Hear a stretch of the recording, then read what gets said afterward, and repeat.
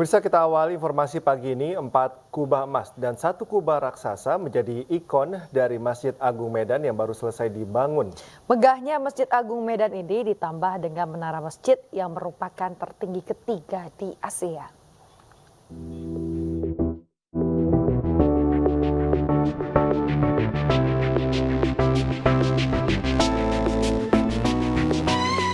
Megah dan mewah.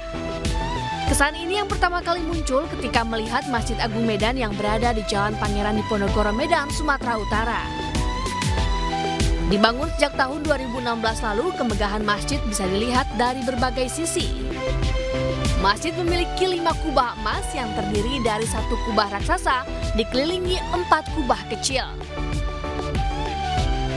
Masjid berlantai 4 ini juga memiliki 2 menara yang memiliki ketinggian 199 meter, menjadikan menara masjid ini tertinggi ketiga di Asia.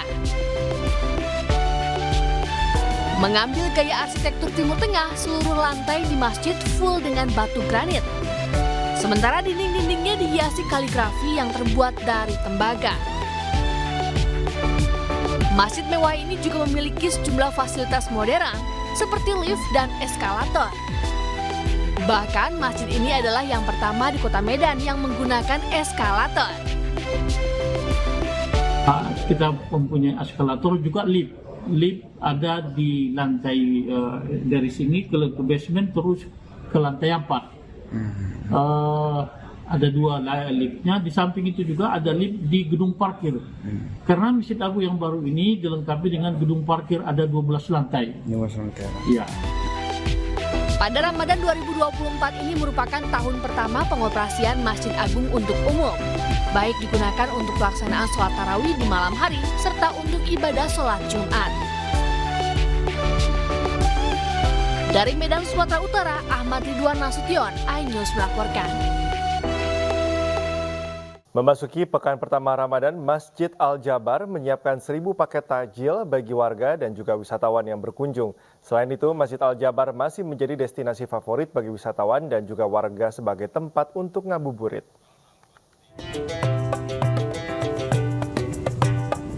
Memasuki Ramadan, Masjid Al-Jabar dikunjungi oleh ratusan wisatawan dari dalam maupun luar kota Bandung. Banyak wisatawan menghabiskan waktu untuk menikmati keindahan masjid termegah di Jawa Barat ini, terutama memasuki sore hari jelang berbuka. Dari data kunjungan, pihak Al-Jabar mencatat ada peningkatan kunjungan pada hari pertama Ramadan. Hal ini dikarenakan banyak warga yang antusias untuk ngabuburit di Masjid Al-Jabar. Berkesan udah kedua kalinya saya kesini. Oh, udah kedua kali ke Al-Jabar. Kali ke Al-Jabar. Nah, sekarang momennya kan momen puasa ya, Pak? Iya, cocok banget kalau buat ngabuburit di dia. Di samping itu, menjelang memasuki waktu berbuka puasa, pihak DKM Masjid menyiapkan 1.000 takjil bagi pengunjung dan juga warga sekitar masjid. Pembagian takjil ini akan rutin dilaksanakan selama bulan suci Ramadan. Menyiapkan 1.000 paket takjil untuk warga dan masyarakat yang datang ke Masjid Raya. Selain membagikan takjil jelang berbuka puasa bagi warga dan pengunjung, pihak Al-Jabar juga akan melakukan kegiatan lain seperti tadarus dan itikaf selama bulan suci Ramadan. Dari Bandung, Jawa Barat, Ervan David, iNews melaporkan. Warga Kota Depok mengikuti mudik gratis yang diselenggarakan Kementerian Perhubungan mengalami peningkatan dibanding tahun 2023 lalu. Tercatat di Kota Depok sendiri, sejak sepekan dibukanya posko mudik gratis tahun 2024, warga Kota Depok berhasil mendapatkan 4.000 tiket dari kuota 30.028 tiket untuk wilayah Jabodetabek. Warga sangat terbantu dengan adanya mudik gratis yang diselenggarakan oleh Kementerian Perhubungan. Pendaftaran mudik gratis telah dibuka sejak 6 Maret hingga 3 April mendatang. 4.000 warga Depok yang telah mendaftarkan diri untuk melakukan mudik gratis yang diselenggarakan Kementerian Perhubungan ini. Diketahui masyarakat yang ingin mendapatkan tiket mudik gratis cukup mendownload atau mengunduh aplikasi Mitra Darat. Dengan adanya mudik gratis ini merasa terbantu nggak sih, Bu? Sangat terbantu. Ya, sangat terbantu. Iya. Sekarang tiket mahal. Kalau boleh tahu berapa sih Bu kalau harga tiket? Kalau ke Demak itu kalau tanggal 7 udah 500 Per orang? per orang. Bu, kalau Ibu baru pertama kali ini atau tahun sebelumnya sudah pernah? Saya udah pernah sekali. Hasil tiket yang keluar itu kurang lebih 4.000-an. 4.000. Ini buka sejak kapan sih? Kita buka sejak tanggal 6 dan berakhir di tanggal 6 Maret. 6 Maret. Pemirsa, permasalahan lambung berpotensi membuat sebagian orang tidak lancar dalam melaksanakan ibadah puasa. Namun perlu adanya edukasi agar masyarakat mengerti dan juga bisa menjalankan ibadah puasa tanpa terkendala penyakit.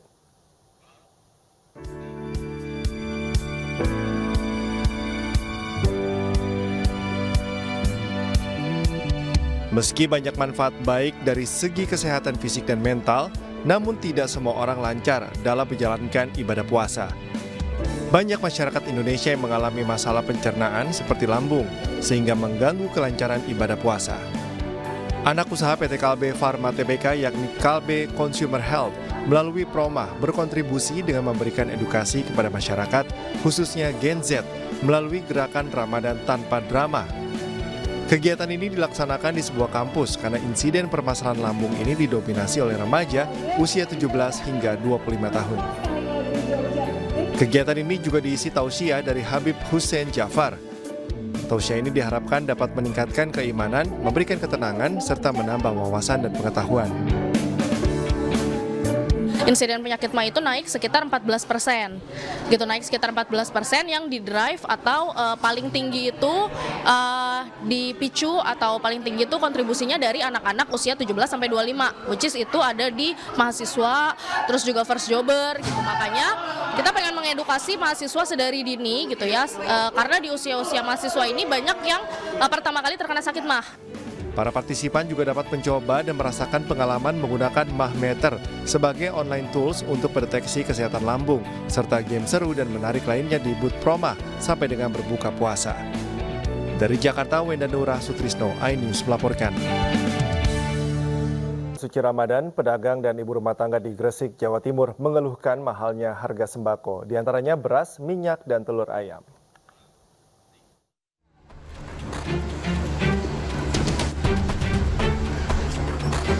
Kenaikan harga sembako tiap bulan Ramadan seperti menjadi tradisi. Di Gresik, Jawa Timur, sejumlah pedagang dan ibu rumah tangga mengeluhkan mahalnya harga sembako saat ini.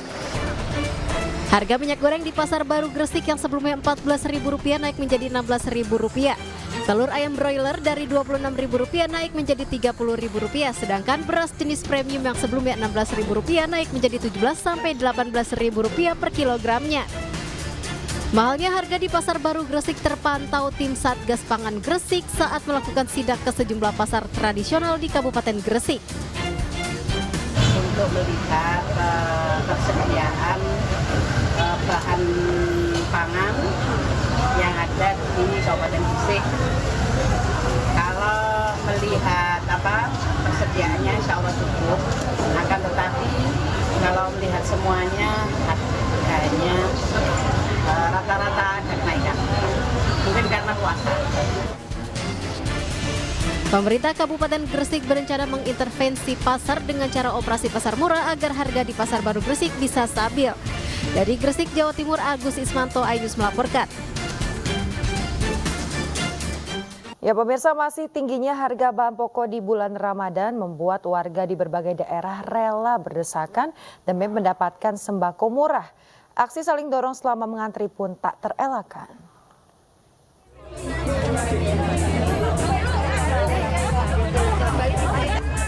Ratusan emak-emak berdesakan saat mendatangi pasar murah Ramadan di Kecamatan Semboro, Jember, Jawa Timur. Beberapa lansia bahkan terjepit dalam antrean berharap dapat dilayani lebih awal. Pasar murah Ramadan ini menjual beras dengan harga Rp54.500 per 5 kg. Setiap orang mendapatkan jatah hanya boleh membeli maksimal 10 kg. Tenang. Ya mudah-mudahan murah terus. Hal serupa juga terjadi di Tegal, Jawa Tengah. Ratusan warga mengantre membeli paket sembako murah di halaman kantor Kecamatan Tegal Timur, Kota Tegal. Pembelian dibatasi satu paket untuk setiap kupon yang dibeli. Satu paket terdiri dari beras 5 kg, gula pasir 1 kg, dan 1 liter minyak goreng kemasan. Satu paket dijual dengan harga Rp75.000. Coba yang mahal Bu, sembako Bu. Semuanya mahal semua.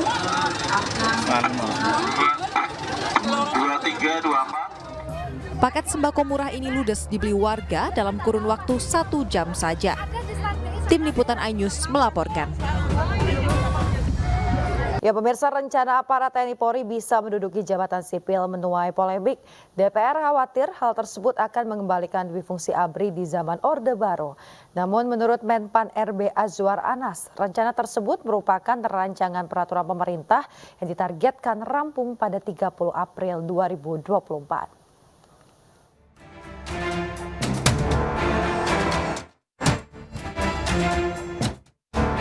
Rencana aparat TNI Polri bisa mengisi jabatan aparatur sipil negara menuai pro dan kontra.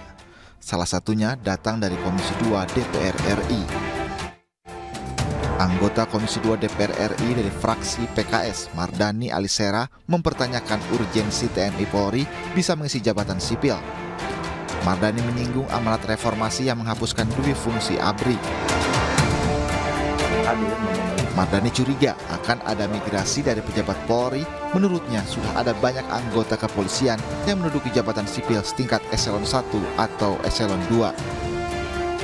Kita memang tetap terikat kepada aturan, ada slot-slot yang boleh, tapi mungkin kita perlu tegas bahwa di luar itu memang sebaiknya urusan sipil diserahkan kepada teman-teman sipil yang tidak kalah baiknya dengan teman-teman TNI Polri. Hal senada disampaikan Wakil Ketua Komisi 2 DPR RI Junimart Girsang. Politikus PDI Perjuangan itu khawatir karena rencana tersebut bergulir menjelang pemilihan kepala daerah atau Pilkada 2024. Pemerintah pusat susun aturan yang membolehkan jabatan ASN diisi TNI Polri. Ini termasuk untuk PJ kepala daerah atau bagaimana Pak? Ini menyangkut pilkada sebentar lagi nih, jadi jangan sampai muncul nanti isu dui fungsi. Ah ini mesti dijelaskan juga Pak. Iya kan, saya tidak bicara pemilu-pemilu kemarin Pak, itu udah clear. Di ruangan sini Pak, nggak tahu di ruangan luar nanti. Rencana aparat TNI Polri bisa menduduki jabatan sipil muncul dari Menpan RB Abdullah Azwar Anas. Azwar Anas memahami rencana ini menjadi sorotan banyak pihak. Namun menurut mantan Bupati Banyuwangi ini, rencana tersebut merupakan bagian dari rancangan peraturan pemerintah atau RPP manajemen ASN yang merupakan tindak lanjut Undang-Undang Aparatur Sipil Negara. Anas pun menargetkan RPP manajemen ASN ini rampung pada 30 April 2024 mendatang. Tim Liputan iNews melaporkan. Pemirsa, pemerintah menyiapkan anggaran sebesar Rp99,5 triliun untuk THR serta gaji ke-13 ASN. Anggaran itu lebih tinggi dari anggaran tahun sebelumnya. Sementara Menteri Ketenagakerjaan menegaskan bahwa THR untuk pekerja tidak boleh dicicil oleh perusahaan.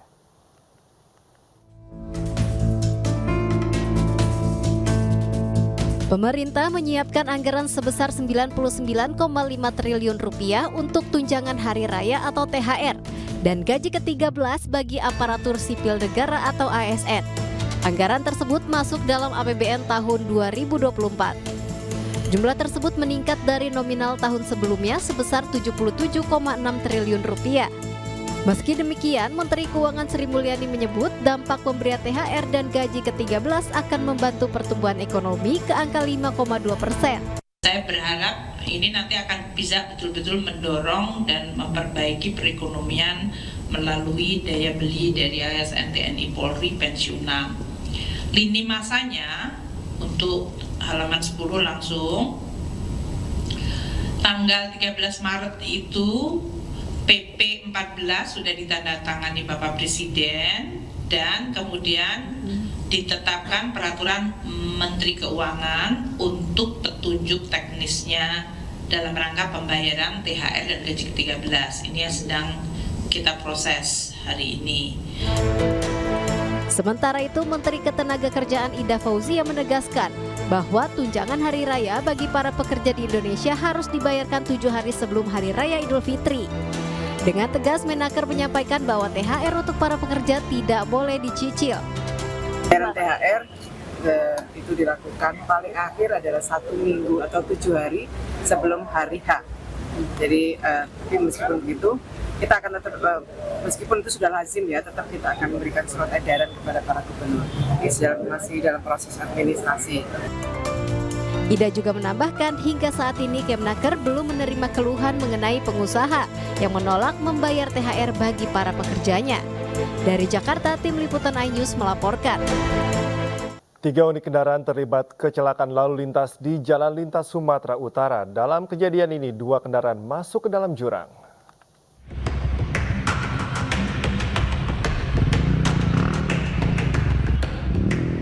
Kecelakaan antara truk tangki CPO, mobil barang dan minibus terjadi di Jalan Lintas Sumatera Utara, Pulau Maria Asahan, Sumatera Utara. Truk tangki dan mobil barang masuk ke dalam jurang sedalam 10 meter lebih, sedangkan minibus ringsek berat di bagian depan. Kecelakaan mengerikan tersebut terjadi saat minibus melaju kencang dan menyalip kendaraan di depannya. Namun nahas saat menyalip, minibus menabrak truk tangki CPO dari arah berlawanan. Kecelakaan ini menyebabkan truk tangki hilang kendali, mundur, lalu menyeret kendaraan di belakangnya hingga masuk jurang dan menjepit mobil lainnya. Akibat kecelakaan ini, muatan tangki CPO tumpah. Beruntung tidak ada korban jiwa dalam kecelakaan ini, dan kasus kecelakaan masih ditangani unit Gakum Satlantas Polres Asahan. Dari Asahan, Sumatera Utara, Ulil Amri, iNews melaporkan. Ya, diduga dalam pengaruh minuman keras, seorang pengendara minibus menabrak dealer mobil sport mewah asal Jerman. Akibatnya mobil seharga hampir 9 miliar tersebut mengalami rusak parah di bagian depan.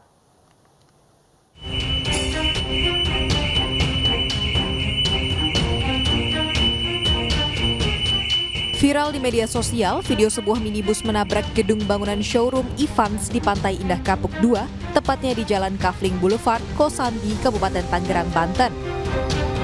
Bagaimana tidak, selain merusak showroom, yang menarik perhatian netizen adalah minibus tersebut menabrak sebuah mobil sport mewah asal Jerman yang bernilai hampir 9 miliar rupiah. Pengendara minibus, JS, kemudian langsung diamankan petugas keamanan di lokasi. Diduga ia dalam pengaruh alkohol saat kejadian terjadi. Pada saat diamankan, yang bersangkutan itu sedang dalam keadaan berbau minuman keras ya, beralkohol. Kemudian pada saat diperiksa, yang bersangkutan menerangkan bahwa pagi itu memang mereka di rumahnya karena berdekatan di lokasi TKP kan, dia minum minuman keras di rumahnya. Kemudian dia keluar, pada saat lewat jalan di situ dia dalam kondisi yang mungkin di tengah pengaruh alkohol, sehingga pada saat menyetirkan mengemudi kendaraan tidak terkendali sehingga menabrak mobil tersebut. Pasca kejadian, JS masih dalam pemeriksaan oleh petugas kepolisian Polsek Teluk Naga, Polres Metro Tangerang Kota, dan jika terbukti bersalah akan segera dinaikkan menjadi tersangka. Dari Tangerang, Banten, Hasnugara, iNews melaporkan. Kita ke informasi selanjutnya, pemirsa. Tim SAR gabungan berhasil menemukan jenazah WNA Taiwan yang hilang saat insiden terbaliknya kapal Pari Kudus di pesisir Pondok Dayung, Tanjung Priok, Jakarta. Korban ditemukan sejauh 13 mil laut atau 24 km dari lokasi awal peristiwa.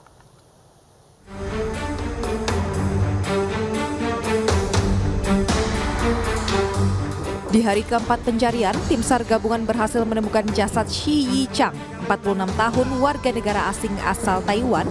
Korban ditemukan mengambang di pesisir Pondok Dayung, Tanjung Priok sejauh 13 mil laut atau 24 km dari lokasi awal terbaliknya kapal Pari Kudus. Kedatangan jenazah diiringi isak tangis para rekan korban yang berada di lokasi. Usai diidentifikasi oleh pihak kepolisian Kepulauan Seribu, selanjutnya jasad korban dibawa ke Rumah Sakit Polri Jakarta Timur untuk diotopsi. Ya, posisinya memang ngambang dan itu sesuai dengan support area kita. Korban itu mengarahnya memang sudah ke tepi dan memang betul ditemukan tadi itu sudah di tepi. Berapa jauh Bu dari titik awal? Dari jarak LKP mencapai sekitar 13,92 nautical mile.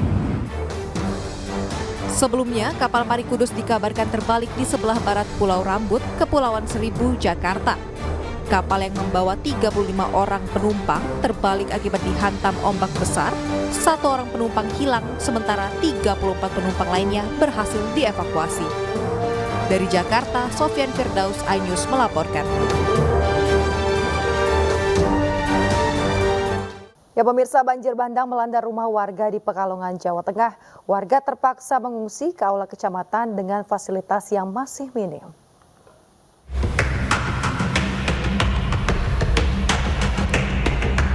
Banjir melanda sejumlah titik di Pekalongan, Jawa Tengah, seperti di Kecamatan Pekalongan Barat, di Kelurahan Tirto, Pasir Kramat Kraton Bandan, dan Kecamatan Pekalongan Utara, di Kelurahan Degayu, Rapiak, Panjang Wetan, Panjang Baru, Kandang Panjang, Bandengan, dan di Pekalongan Timur, banjir juga melanda di Kelurahan Kelego, Gamer, dan Poncol.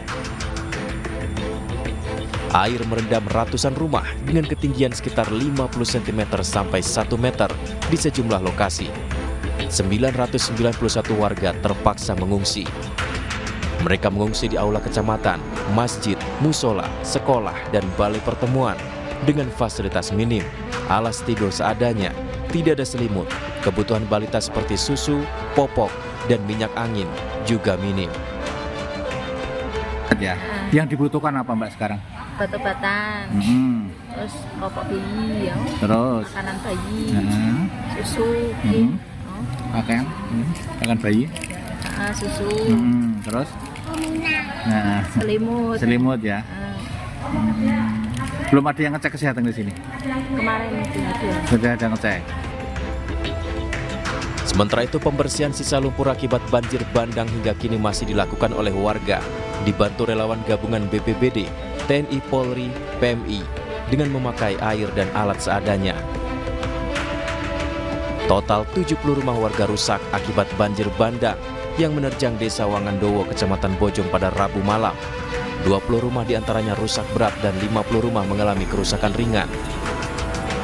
Sekretaris Daerah Kabupaten Pekalongan Julian Akbar menyebut pihaknya akan mengkaji penyebab banjir, salah satunya dugaan keterlibatan pabrik sepatu yang disebut-sebut menjadi biang banjir bandang ini. Informasi yang didapatkan banjir mengakibatkan 2 orang yaitu ibu dan anak meninggal dunia. Tim SAR gabungan pencarian korban banjir bandang dan longsor di Kabupaten Pesisir Selatan Sumatera Barat kembali menemukan 1 korban. Korban ditemukan terbawa hanyut aliran sungai Batang Surantiah sejauh 21 km.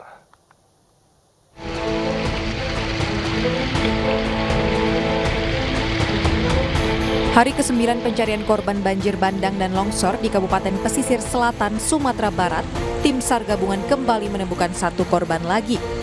Korban merupakan seorang anak perempuan berusia 5 tahun bernama Sarah.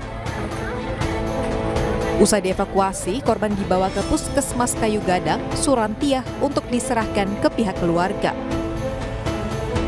Penemuan korban ini merupakan hasil pencarian tim SAR gabungan sektor Langgai, Surantiah. Melalui penelusuran sungai Batang Surantiah, korban ditemukan di Kampung Gunung Malelo pada posisi 21 km dari LKP atau Last Known Position. Lokasi terakhir korban diketahui yakni di Langgai. Korban 1 orang berhasil ditemukan oleh tim gabungan dan dievakuasi ke Puskesmas. Lalu dibawa ke pihak keluarga. Dengan ditemukannya 1 orang korban, jumlah seluruh korban yang telah ditemukan sebanyak 25 orang. Sementara 4 orang korban lagi masih dalam pencarian tim SAR hingga 21 Maret 2024 mendatang. Dari Pesisir Selatan, Sumatera Barat, Budi Sunandar, iNews melaporkan. Pemirsa, bagi warga Jakarta dan sekitarnya yang kerap datang ke Sarinah Jakarta Pusat menyambut senja sambil menikmati musik, kini juga dapat melihat pameran kendaraan bermotor terbaru. Salah satunya motor Matic berpenampilan retro dengan sistem hybrid yang stylish dan juga ekonomis bagi anak muda.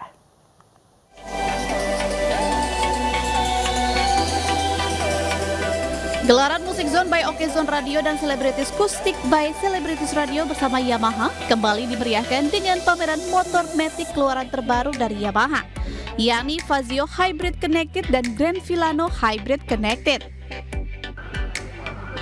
Selain menikmati berbagai rangkaian acara, para pengunjung juga dapat mencoba motor matic terbaru dari Yamaha ini. Skuter matic bergaya retro berbasis sistem hybrid ini sangat cocok buat anak muda yang ingin bersepeda motor dengan stylish namun tetap ekonomis.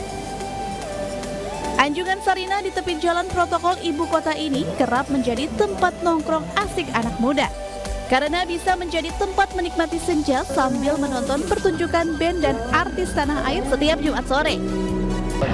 Warnanya cukup bagus juga, karena kan apalagi untuk yang cewek cowok kan itu warnanya lumayan netral, apalagi juga untuk warna merahnya sangat bagus.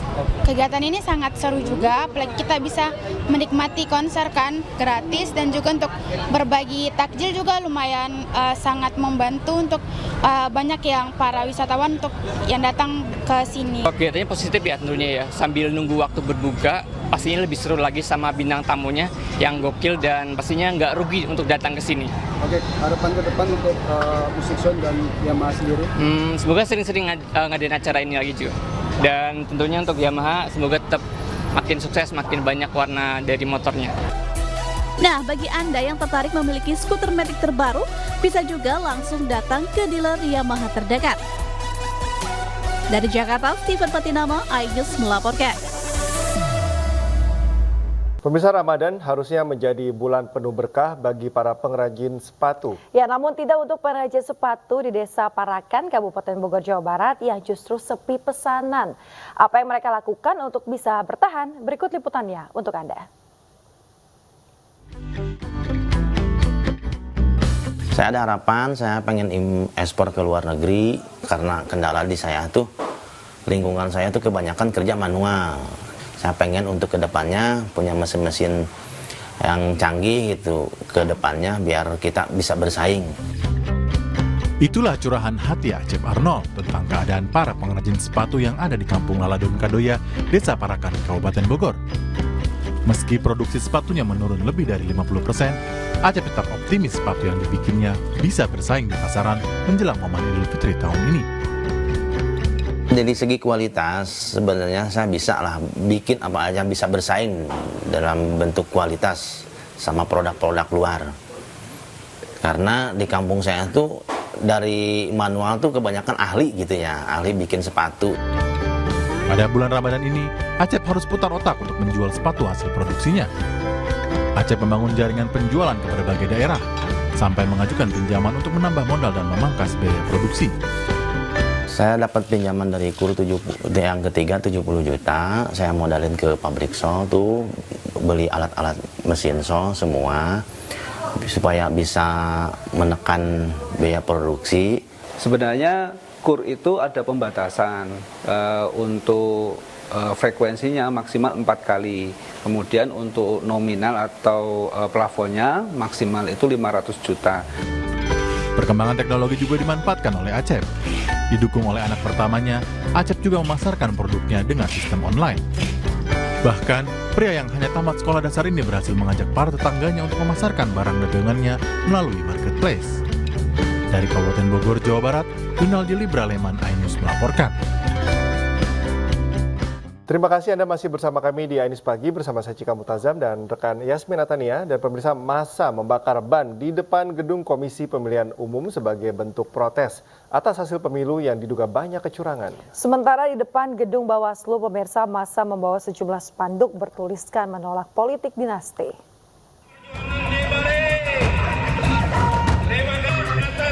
Sejumlah elemen masyarakat yang mengatasnamakan Gerakan Rakyat Selamatkan NKRI berdemo di depan KPU. Mereka membakar ban dan menyuarakan mengenai campur tangan Joko Widodo dalam proses pemilu 2024. Para pendemo datang sejak sore hari dan menyalakan bakar ban sebagai bentuk protes.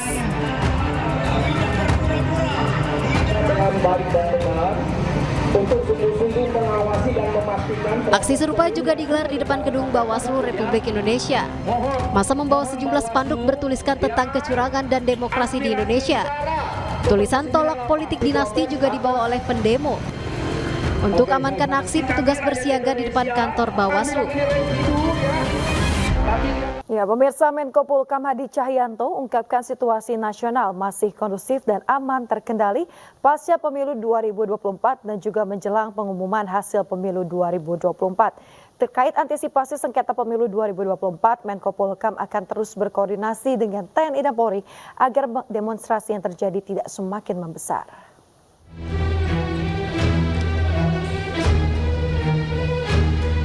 Menteri Koordinator Bidang Politik Hukum dan Keamanan Hadi Cahyanto memimpin rapat koordinasi terkait situasi pasca pemungutan suara dan antisipasi penetapan hasil suara pemilu 2024. Rakor dihadiri Mendagri Tito Karnavian, Panglima TNI Jenderal Agus Subianto, Kapolri Jenderal Polisi Listio Sigit Prabowo, Jaksa Agung ST Burhanuddin, dan Kepala Staf Kepresidenan Muldoko.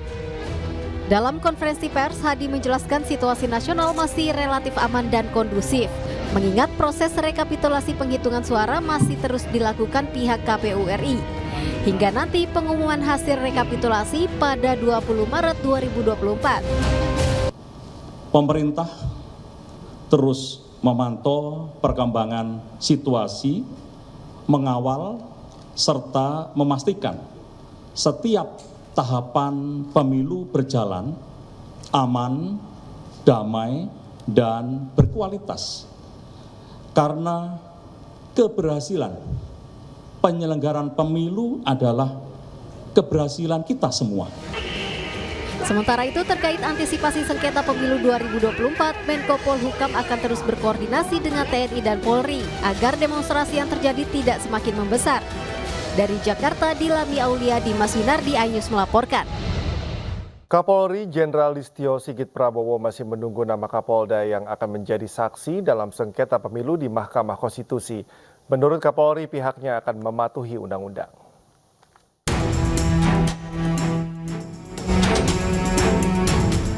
Kapolri Jenderal Listio Sigit Prabowo ungkapkan masih menunggu nama Kapolda yang akan dibawa TPN Ganjar Mahfud untuk menjadi saksi dalam sidang perselisihan hasil pemilu 2024 di Mahkamah Konstitusi. Hal tersebut diungkapkan Sigit usai rapat koordinasi pemantauan dan perkembangan situasi pemilu serta menjelang penghitungan suara pemilu 2024 di Kemenko Polhukam Jakarta. Listio memastikan Polri akan patuh pada peraturan perundang-undangan. Pertanyaan yang terakhir tadi, tentunya posisi kami, apalagi terkait dengan isu ada saksi dari Kapolda dan sebagainya, ya kita tunggu saja. Apabila memang betul ada melanggar, ya kita proses. Namun kalau memang tidak ada, kita tunggu saja seluruh hasil dan kita doakan seluruh tahapan baik KPU, MK dan pengumuman resmi semuanya dapat berjalan dengan baik dan hasilnya bisa diterima masyarakat. Terima kasih. Diketahui Komisi Pemilihan Umum dijadwalkan akan mengumumkan hasil penghitungan suara pada 20 Maret 2024. Sementara batas pengajuan permohonan perselisihan hasil pemilu 2024 di MK paling lama 3 kali 24 jam setelah KPU mengumumkan hasil penghitungan suara. Dari Jakarta, Dilami Aulia di Mas Winardi, iNews melaporkan. Ya pemirsa, KPK menahan 15 tersangka dalam kasus dugaan pungutan liar rutan KPK yang mencapai 6,3 miliar rupiah. Seluruh tersangka dihadirkan pada konferensi pers di gedung KPK.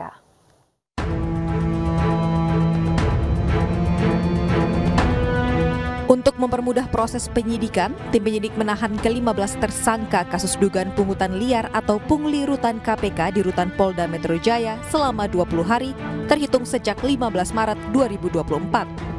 Tersangka terdiri dari Kepala Rutan Cabang KPK Ahmad Fauzi bersama para petugas rutan KPK lain, bahkan seorang petugas keamanan rutan ikut terlibat. KPK mengatakan pungli di rutan KPK sudah terjadi terstruktur sejak 2019 dengan besaran uang pungli mencapai 6,3 miliar rupiah.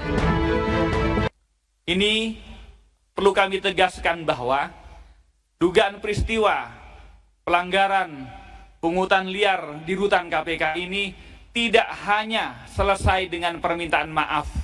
Permintaan maaf itu adalah akhir dari proses penindakan dugaan etiknya saja. Sementara dugaan pelanggaran tindak pidana korupsinya terus kami laksanakan. Dan secara paralel dugaan pelanggaran disiplinnya sedang juga dilakukan oleh Inspektorat Jenderal KPK. Atas perbuatannya, para tersangka disangkakan melanggar pasal 23 huruf E Undang-Undang Pemberantasan Tindak Pidana Korupsi. Tim Liputan iNews melaporkan. Rumah istri mantan pejabat Ditjen Pajak Kementerian Keuangan Rafael Alun Trisambodo disita negara. Hal tersebut dilakukan setelah vonis 14 tahun penjara dan denda 500 juta rupiah untuk Rafael Alun Trisambodo diketok hakim.